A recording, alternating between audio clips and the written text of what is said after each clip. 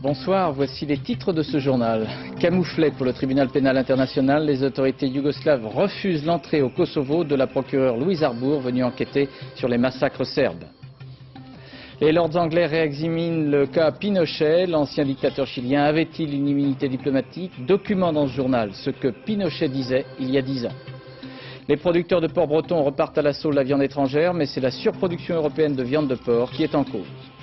Une criminalité mondiale est organisée par des pédophiles via les réseaux Internet. Contre l'exploitation sexuelle des enfants, la traque policière est difficile sur les réseaux informatiques. Football, Thierry Henry quitte Monaco et rejoint à la Juventus de Turin Zidane et Deschamps. C'est bien un camouflet adressé à Mme Louise Arbour, procureure du tribunal international par les Serbes qui lui ont refusé l'entrée au Kosovo. Et le mot est faible car Mme Arbour voulait enquêter sur place, là où 45 Albanais ont été massacrés par des troupes serbes dans le village de Račak, au sud du Kosovo. Récit Jérôme Bonny avec Gilles Jacquier. Louise Arbour, procureure du tribunal pénal international, c'est une détermination d'acier. Les Serbes lui refusent depuis plusieurs mois le visa pour le Kosovo, mais quand elle a appris l'horreur du massacre de Račak, elle a décidé de passer outre, estimant qu'avec son mandat des Nations Unies, elle n'a pas besoin de visa. Dès son arrivée à l'aéroport de Skopje, où elle est accueillie par les observateurs européens de l'OSCE, son objectif est clair, le Kosovo. Et donc, je suis chargé d'essayer de vous faire passer la frontière. Oui, alors, peut-être qu'on peut s'en parler un petit peu. Le procureur du tribunal pour l'ex-Yougoslavie se doute bien, en route vers la frontière, qu'elle va se heurter à un mur. Depuis la création du tribunal pénal de La Haye, il y a 5 ans, Belgrade refuse de se soumettre à sa juridiction. Au poste frontière avec le Kosovo, l'atmosphère est tendue, les caméras indésirables. Les tractations avec la police vont durer une vingtaine de minutes. Le procureur ronge son frein, mais faute de visa, elle doit faire demi-tour, furieuse. J'ai signalé aux autorités très clairement l'urgence de notre accès à Pristina et à Račak. J'ai bien signifié que cette obstruction est un affront à la communauté internationale. L'échec d'aujourd'hui, c'est aussi celui de tous les observateurs de l'OSCE. Nous avons l'impression qu'il y a encore des réticences pour que la vérité se fasse jour. Pourtant, le procureur ne renonce pas. Je n'ai pas abandonné complètement l'espoir que cette question puisse être résolue. Demain, Louise Arbour essaiera peut-être à nouveau de passer la frontière et de mener son enquête dans ce Kosovo qui lui est interdit.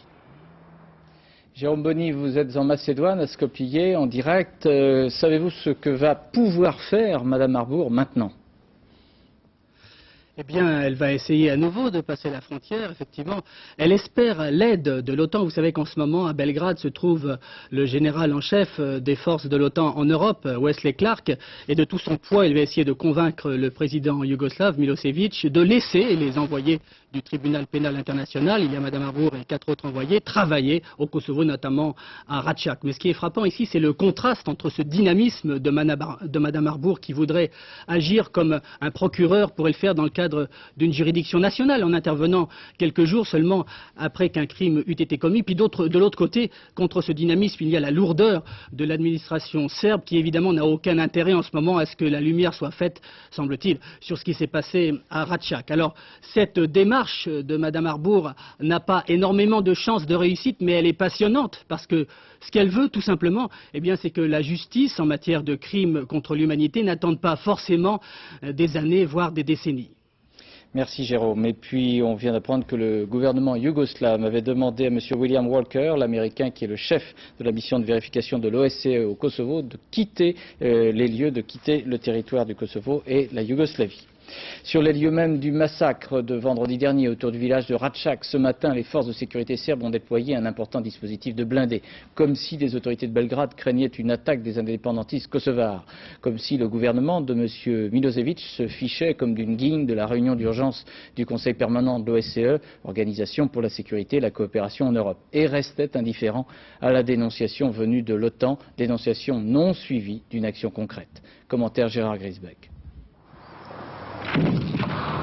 Malgré le massacre et l'émotion qu'il a soulevée, la guerre continue. Toute la journée, les forces serbes se sont déployées autour du village de Račak. Des blindés, mais aussi des forces de l'infanterie de police. Ces soldats tentent de couper une piste qui pourrait permettre aux combattants albanais de l'UÇK de fuir Račak par le sud. Situation humiliante pour les observateurs occidentaux de la mission de vérification. Ils en sont réduits à suivre les opérations à la jumelle. Cela ressemble à une opération programmée, un plan qui frappe les villages les uns après les autres. Impuissants, ces 700 vérificateurs qui ne peuvent même pas assurer leur mission, d'autant qu'ils ne sont pas armés. Le petit village de Račak s'est vidé de ses habitants. Du massacre de vendredi, il ne reste plus que des impacts de balles et l'odeur de la mort. Depuis hier, les réactions de la communauté internationale sont très vives, à commencer par celle de l'Alliance Atlantique. D'abord, Slobodan Milošević doit respecter l'accord qu'il a signé. En second lieu, il doit apporter son soutien au tribunal pénal international qui enquête sur le massacre. Et en dernier lieu, il doit soutenir les vérificateurs de l'OSCE qui sont sur le terrain. L'accord conclu en octobre dernier prévoyait un cessez-le-feu, l'envoi de 2000 vérificateurs au Kosovo et une protection par l'OTAN à partir de la Macédoine. Tout cet édifice pour bâtir la paix est aujourd'hui en train de se fissurer.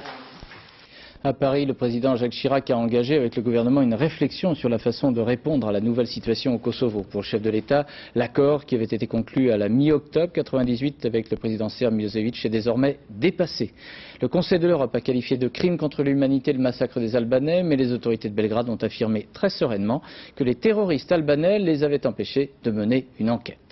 Pour mieux comprendre 11 mois de conflit au Kosovo, c'est-à-dire depuis le mois de février 1998, il convient de rappeler quelques données historiques et politiques. Commentaire Philippe Rochaud. Ils se disent réfugiés sur leur propre terre. 300 000 Albanais du Kosovo ont dû fuir leur village depuis un an, alors que ces gens représentent 90% de la population. 2 millions d'habitants se déchirent sur cette terre au sud de la Serbie, où s'affrontent surtout deux nationalismes, le nationalisme serbe et le nationalisme albanais. Pour les Serbes, une partie de leur âme se trouve encore ici, au monastère de Dečen, bâti il y a 600 ans. Ils ne se sont jamais consolés de la défaite de leur tsar, vaincu par les Ottomans au XIVe siècle. Face à eux, les Albanais. Leurs villages sont parfois brûlés par l'armée serbe qui traque les indépendantistes armés. Les Albanais affirment vivre sur cette terre du Kosovo depuis le Moyen-Âge. L'islamisation et l'exode d'Albanie ont considérablement renforcé leur présence. Du temps du communisme en Yougoslavie, le maréchal Tito avait accordé l'autonomie au Kosovo, tant il redoutait le nationalisme serbe. Slobodan Milošević a remis en question cette autonomie. L'armée serbe, sous la pression de la communauté internationale, devait se retirer du Kosovo en décembre. Elle n'a fait qu'alléger son dispositif. Elle veut éradiquer l'UÇK, l'armée des nationalistes albanais, qui depuis 3 ans harcèle ses positions et organise les attentats. Le leader des Albanais du Kosovo, Rugova, est dépassé par les durs du mouvement nationaliste, alors qu'il y a un an, il était plébiscité. Résultat, les extrémistes des deux bords ont le champ libre au Kosovo. En République démocratique du Congo, un cessez-le-feu serait possible. Les 5 principaux États étrangers, à savoir la Namibie, l'Angola, le Zimbabwe, l'Ouganda et le Rwanda, impliqués dans les conflits au Congo présidés par Laurent Désiré Kabila, seraient d'accord pour signer un cessez-le-feu. Les représentants de ces pays étaient réunis aujourd'hui à Windhoek, la capitale de Namibie. Et puis en Sierra Leone, l'entrée en vigueur de la trêve attendue par les habitants de la capitale Freetown a été perturbée par des tirs d'artillerie. Londres, Pinochet, acte 2. Les Lords ont commencé aujourd'hui à réexaminer le cas du général chilien afin de se prononcer sur la qualité de son immunité diplomatique d'ancien chef d'État. Une première décision défavorable au général Pinochet a été cassée en raison des sympathies affichées par un Lord pour Amnesty International. Cette fois-ci, les conditions du jugement des Lords ont été modifiées. Correspondance d'Étienne Lénart. Les fractures de la société chilienne sont à nouveau en vedette dans les rues de la capitale britannique. Partisans et opposants au général Pinochet se font à nouveau face, et bien malin qui pourrait dire aujourd'hui quelle sera l'issue de leur combat. Entre ceux qui réclament justice au nom des milliers de disparus et des centaines de torturés, et ceux qui lui souhaitent de voir reconnue son immunité diplomatique et veulent le voir retourner dans son pays. C'est tout d'abord une affaire chilienne, une affaire qui doit être jugée au Chili. C'est ce qu'on vient défendre ici et c'est ce qu'on espère, c'est que le général Pinochet soit libéré pour être jugé au Chili. Ces gens-là parlent d'une paix et d'une réconciliation qui serait construite sur des cadavres, des disparus et des torturés. À l'origine de la demande d'extradition, le juge espagnol Baltasar Garzón insistait aujourd'hui à l'audience, une journée consacrée à l'énumération de tous les crimes imputés au général Pinochet, dont voici la photographie la plus récente, prise ce week-end dans son lieu de résidence surveillé.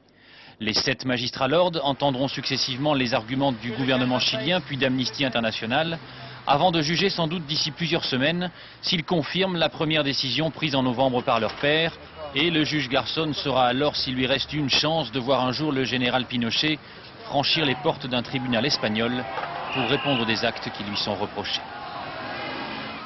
L'ancien dictateur chilien, assigné à résidence dans des conditions très confortables à l'ouest de Londres, se dit prêt à devenir le martyr de la cause qu'il a incarnée de 1973 à 1989 au Chili. Alors pour apprécier ces derniers propos, nous avons choisi de diffuser ce soir une partie du document réalisé par Bernard Benjamin et Pascal Stelletta. C'était il y a un peu plus de 10 ans à Santiago du Chili. Il s'agit d'un portrait de Pinochet, un entretien édifiant sur la pensée de l'ancien dictateur chilien.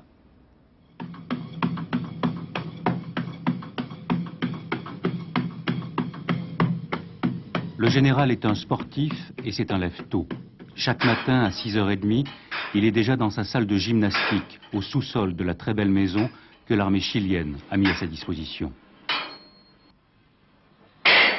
Mais ce qui surprend le plus, ce n'est pas tant de le voir en plein exercice. Encore qu'à 73 ans, le général démontre une belle vigueur. Non. Ce qui surprend le plus, lorsqu'on le verra quelques minutes plus tard avec sa fille prendre son premier café de la journée, c'est la voix.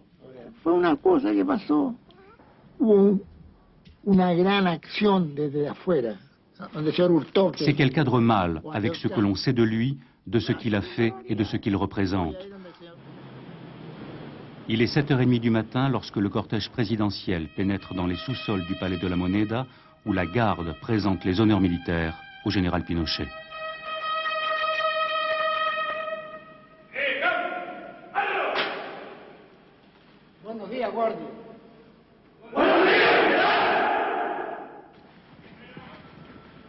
Nous sommes dans l'aile gauche du palais de la Moneda, celle qui abrite les bureaux présidentiels, celle qui renferme la galerie des portraits de tous les présidents qui se sont succédés à la tête du Chili depuis l'indépendance. Ce n'est pas une surprise, il manque sur ce mur blanc le portrait d'un seul président, Salvador Allende. Il était président de la République du Chili de novembre 1970 jusqu'à ce fameux jour du 11 septembre 1973. «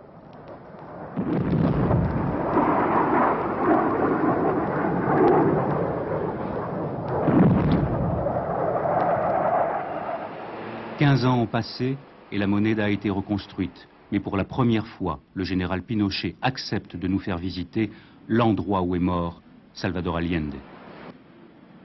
En esta parte de aquí, en esta ala del edificio de la Moneda, estaban las oficinas del señor Allende. En la parte de allá estaba el comedor de señor Allende, donde él se suicidó. Esto fue bombardeado y fue totalmente destruido. Ahora ha cambiado de presentación gracias a la nueva reconstrucción que se hizo. ¿No piensa que durante ese periodo del 11 de septiembre de 73 hubo excesos en la represión, por ejemplo? Efectivamente, como la gente de la oposición tenía armas y luchaba duramente, eso era como consecuencia de reacciones también violentas. Por eso yo digo, hubo exceso por un lado y hubo exceso por otro. Pero, perdón, si debía que hacerlo de nuevo, ¿lo haría? Bastante difícil la pregunta. No tiene respuesta. Bueno, si quiere vamos a hacer un pequeño juego de preguntas y contestas. Muy bien. Si le digo, por ejemplo, patria. Libre. Fuerzas Armadas. Protección de la democracia. Comunismo. Destrucción de la patria. Derechos humanos. Concepto muy honesto, mal aprovechado por los comunistas. Dictadura. No me gusta la palabra. Tortura. Medios coercitivos que buscan extraer de la persona humana Mentiras o verdades a costa de sangre y dolor. Golpe del 11 de septiembre de 73. Libertad de la patria. Y en fin, el general Pinochet. Un hombre con vicios, virtudes, al servicio de su patria.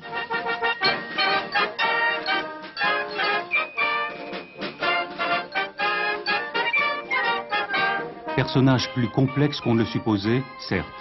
C'était sans compter une certaine Lily Marlène, qui dans un raccourci saisissant du temps, allait nous renvoyer à d'autres régimes, à un autre général que lui-même veut faire oublier, celui de 1973. Reportage donc effectué par Bernard Benjamin et Pascal Stelletta il y a 10 ans. Boris Eltsine, décidément malade. Le président russe est à nouveau hospitalisé depuis hier soir pour un ulcère à l'estomac. Il ne pourra pas prendre l'avion pendant près de 3 mois, disent ses médecins. Il ne reprendra pas un travail actif avant 1 mois, disent les mêmes médecins. En Roumanie, après 2 semaines de grève, plus de 10 000 mineurs ont décidé de se rendre à pied jusqu'à Bucarest. De semblables descentes de mineurs sur la capitale roumaine en 90 et 91 s'étaient soldées par plusieurs morts. En fin d'après-midi, les 10 000 mineurs roumains qui refusent la fermeture de plusieurs mines non rentables, selon le gouvernement, se trouvaient face à de très imposantes forces de l'ordre dans le défilé du Jiu, à 300 km à l'ouest de Bucarest. Suite de la confrontation politique entre l'Allemagne et la France sur le dossier nucléaire. Le gouvernement allemand social-démocrate et vert, ayant choisi l'abandon de l'énergie nucléaire à terme, a décidé de ne plus faire traiter ses déchets à l'étranger. L'État allemand veut bien récupérer les combustibles déjà expédiés en France, mais ne veut pas entendre parler d'une indemnisation. Voici les propos du chancelier Gerhard Schröder. De ce que je sais des contrats, selon ma propre connaissance des contrats, il n'existe aucune base pour des indemnités qui seraient versées à l'État français ou aux entreprises françaises. Et je peux vous dire que nous n'avons pas l'intention de faire quoi que ce soit qui ouvrirait la porte à de telles demandes.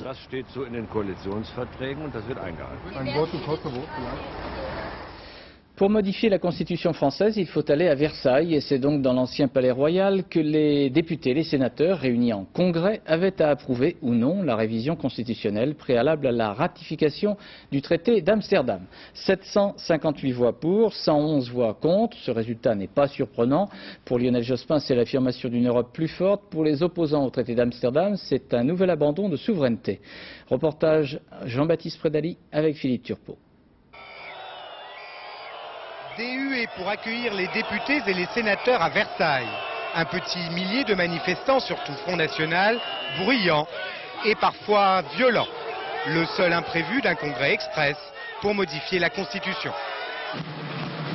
Car quant au reste, l'ordonnancement est respecté, les positions connues, la volonté de ratifier Amsterdam majoritaire, Lionel Jospin n'a eu qu'à fixer lui-même l'enjeu du vote. Cette révision constitutionnelle permettra, dans le respect de notre personnalité nationale, l'affirmation d'une Europe plus forte, plus sociale.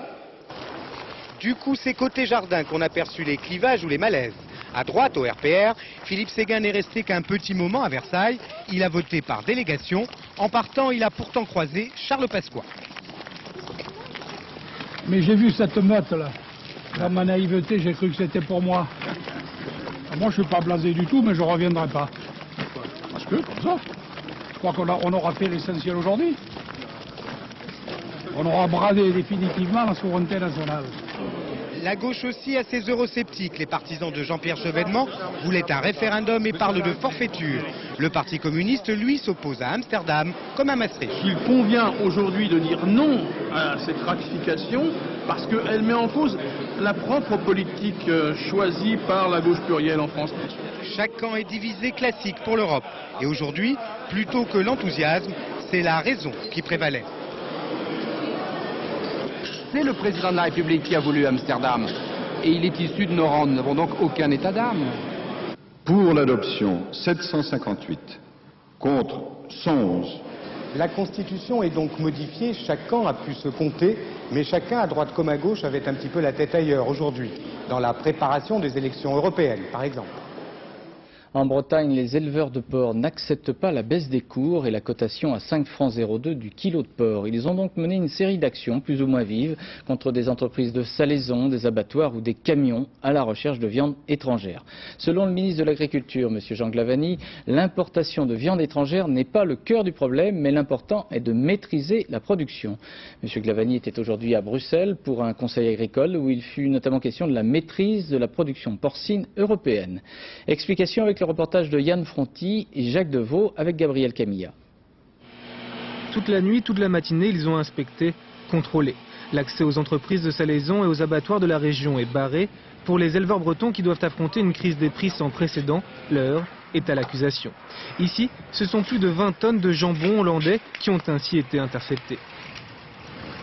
Quel que soit ce qu'on entend, ce qu'on voit dans la presse, ce qu'on entend à la radio et à la télévision, eh bien effectivement il y a bien du jambon et de la viande étrangère qui arrivent dans nos salaisonneries, alors qu'à quelques mètres et quelques kilomètres d'ici, il y a des producteurs de porc qui aujourd'hui sont dans la pénurie la plus complète. Jeudi dernier, le cours du porc a atteint son niveau le plus bas depuis la guerre, 5,02 francs le kilo. En un an, les prix ont ainsi dégringolé de plus de 45%. À l'origine de cette crise, la surproduction en France et en Europe, aggravée par la perte des importants débouchés russes et asiatiques. En France, on produit 2 200 000 tonnes de porc par an, 600 000 tonnes sont exportées. Mais dans le même temps, 500 000 tonnes sont importées, essentiellement des Pays-Bas, du Danemark et de l'Espagne, à des tarifs beaucoup plus bas. Un calcul rapide démontre que si nous achetions tout à l'extérieur, notre compte d'exploitation s'améliorerait de 400 000 francs par semaine. Pour freiner cette chute des cours, tout le monde s'accorde à dire qu'il faut désormais maîtriser la production. En premier lieu, au niveau européen. Alors, la maîtrise de production, ça ne veut pas dire tout mettre en contingentement ou en quota, mais c'est de se donner un minimum de levier pour réguler les crises. Alors la profession aujourd'hui est unanime, elle est d'accord pour rentrer dans ce mécanisme-là. Un certain nombre de ministres le sont aussi. Il semble bien que la Commission n'ait pas envie d'y rentrer. À Bruxelles, aujourd'hui, la crise porcine n'était pas à l'ordre du jour et la Commission n'a rien proposé. Les opposants internes à la CFDT, qui étaient regroupés dans une association intitulée Tous Ensemble, ont décidé de dissoudre leur mouvement devant le succès remporté par Mme Nota au dernier congrès de la CFDT. Les opposants de Tous Ensemble veulent maintenant s'exprimer par d'autres voies. Augmentation des tarifs voyageurs à la SNCF pour les grandes lignes et trains régionaux hors Île-de-France, augmentation moyenne de 1,3% à partir du dimanche 24 janvier. Et puis dans le monde de l'industrie automobile, le constructeur japonais Nissan se dit prêt à étudier sérieusement une offre éventuelle de la régie Renault. Fin de la grève dans 3 collèges de la région parisienne, à Clichy-la-Garenne et à Clichy-sous-Bois. Ces différents collèges ont obtenu des moyens supplémentaires pour assurer l'enseignement et la sécurité. Au collège Louise Michel de Clichy-sous-Bois, la grève aura tenu 5 semaines. Les enseignants ont estimé avoir réussi à se faire entendre, mais la rentrée s'est quand même faite sous surveillance. Reportage Hélène Hugues et Nadine Picard. Ce matin, c'est la police qui surveille la rentrée. Seul indice de la tension qui règne encore au collège Louise Michel, car la reprise des cours s'est effectuée dans le calme. Privés d'école pendant 5 semaines, les élèves étaient même plutôt contents de retrouver le chemin des classes. On est content d'avoir des jours pour s'amuser, mais la deuxième semaine, 3 semaines, 5 semaines après, c'est grave, quoi. Parce que là, on s'ennuie.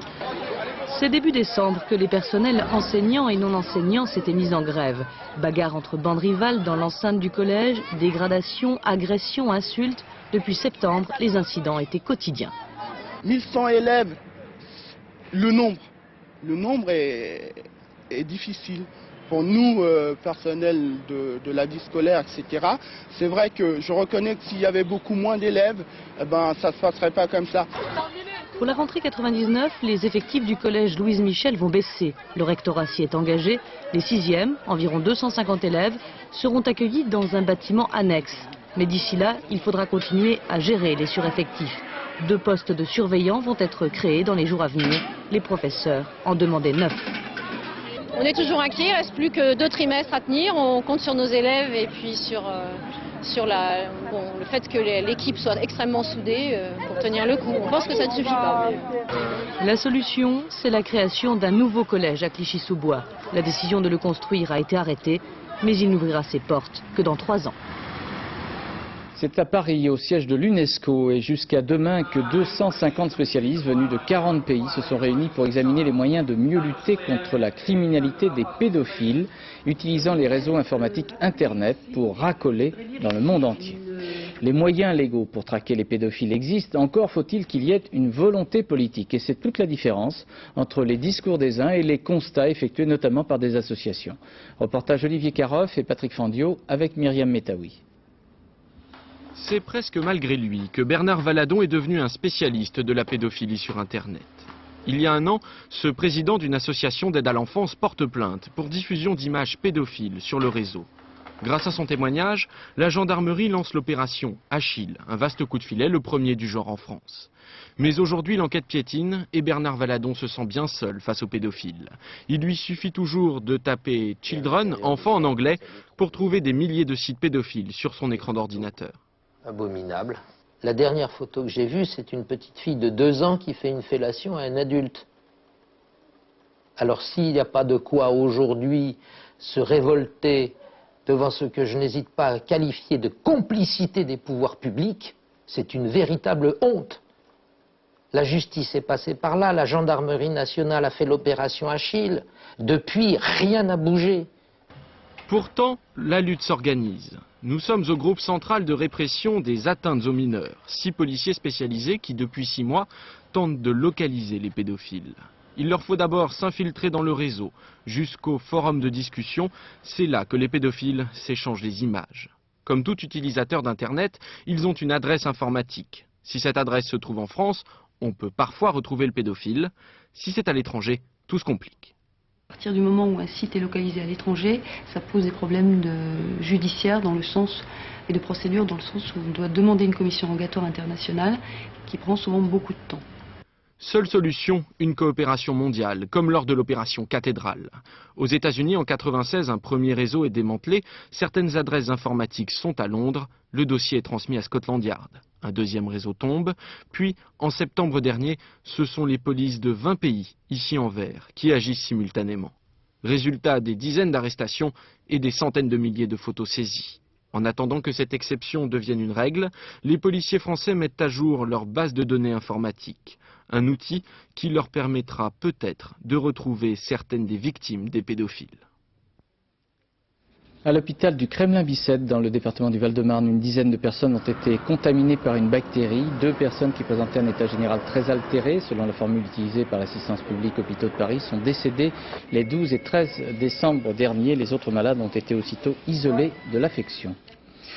Pas moins de 3 ministres aujourd'hui étaient réunis pour évoquer les problèmes de sécurité routière et plus particulièrement les comportements des jeunes conducteurs. Des actions de prévention et d'éducation, mais aussi des mesures répressives pourraient être mises en place par Jean-Claude Guessot, le ministre des Transports. Elles affecteraient non seulement l'apprentissage de la conduite, mais aussi l'observation très stricte de la non-consommation d'alcool.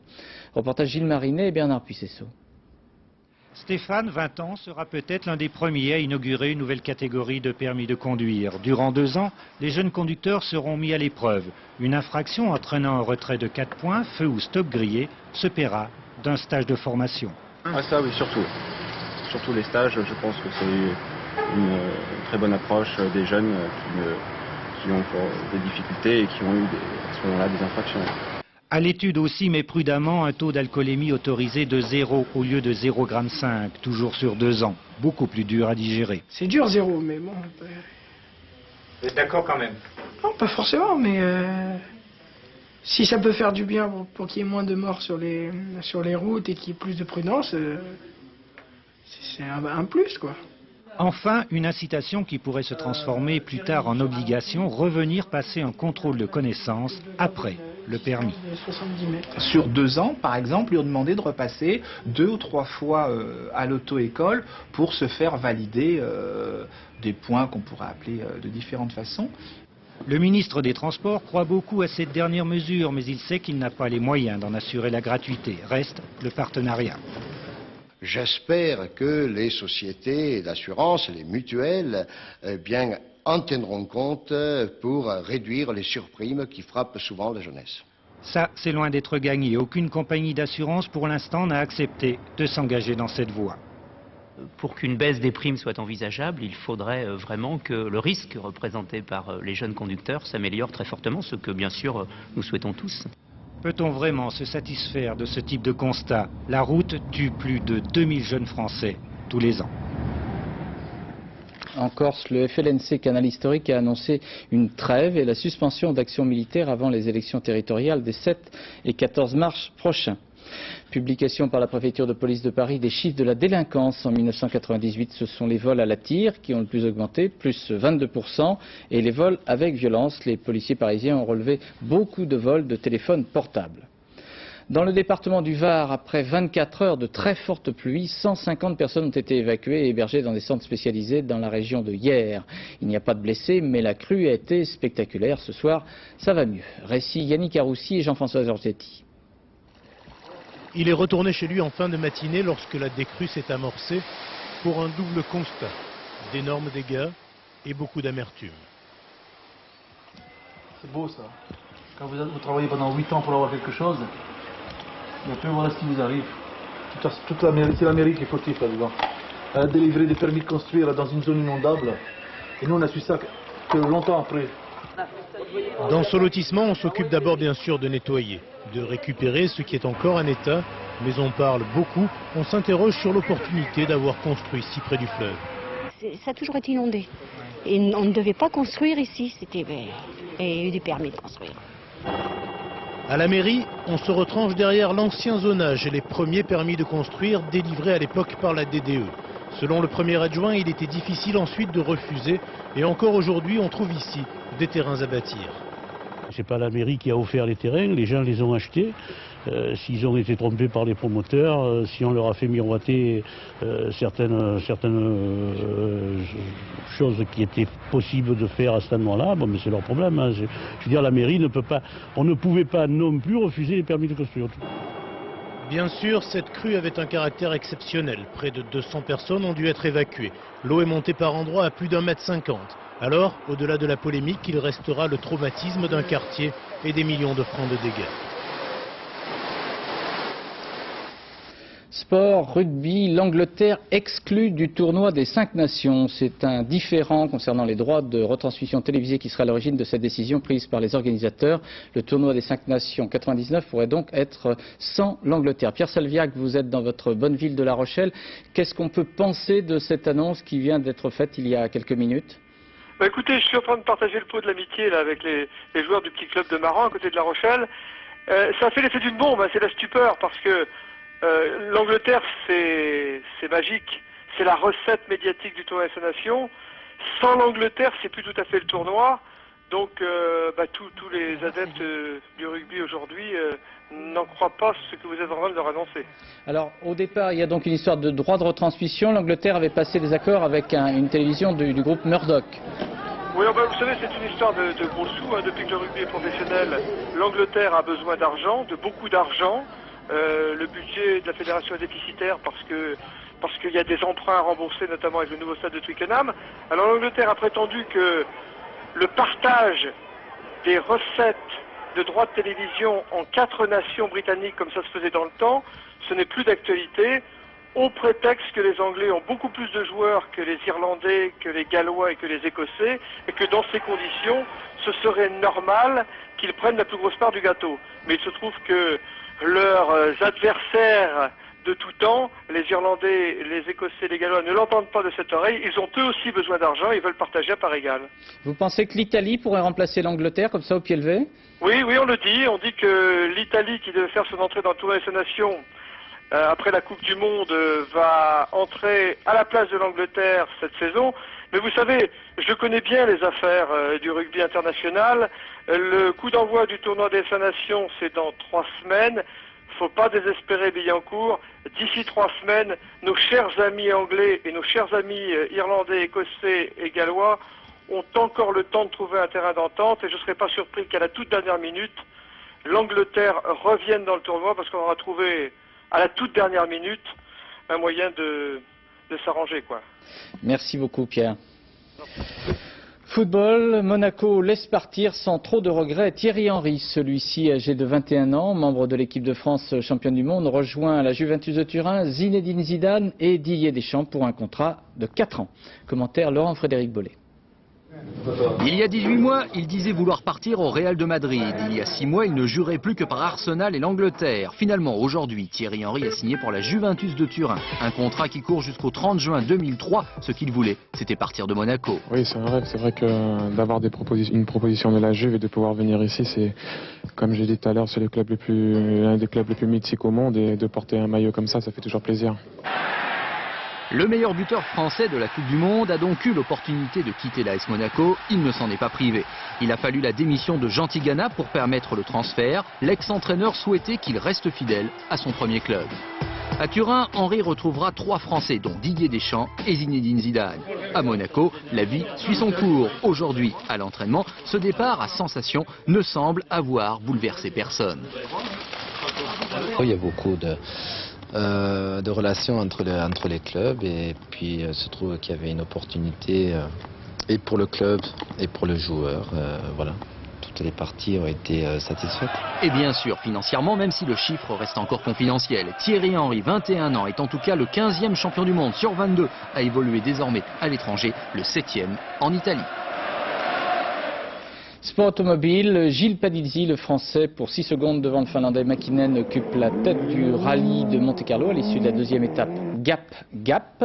Parmi les abandons, celui de l'un des principaux favoris, l'Espagnol Carlos Sainz, et puis le gros retard pris par le Français Didier Auriol dans cette deuxième étape du rallye de Monte-Carlo. Nous arrivons à la fin de ce journal. Je vous rappelle 2 informations que nous avons développées. Tout d'abord au Kosovo, le camouflet pour la procureure du tribunal pénal international, Madame Louise Arbour, interdit de séjour au Kosovo. Et puis l'annonce par les autorités yougoslaves, elles veulent le départ du chef de l'OSCE.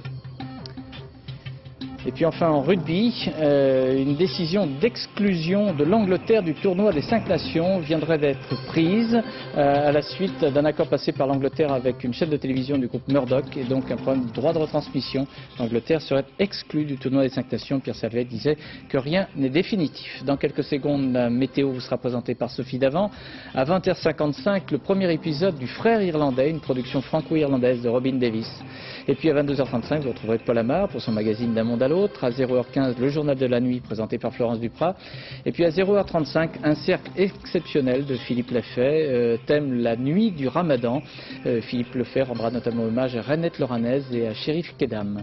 À 13h, vous retrouverez Rachid Arabe et Carole Gessler. À demain 20h. Bonsoir. Merci.